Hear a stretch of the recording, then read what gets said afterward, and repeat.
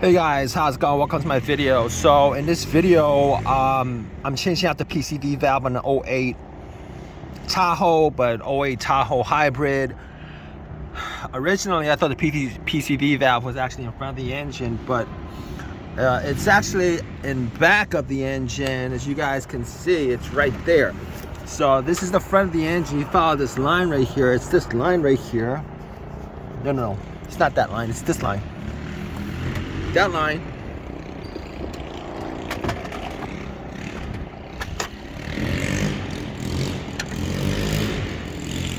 So it's that line right there.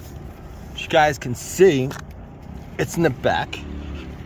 And right there. There it is. I just pulled it out. What I just dropped.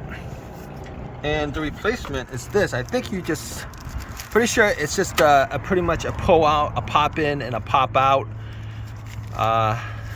That's it. You guys have any of your? If you guys have any questions on this, definitely leave a question in the comment section. Subscribe and give me a thumbs up. All that good stuff. All right, guys, take care.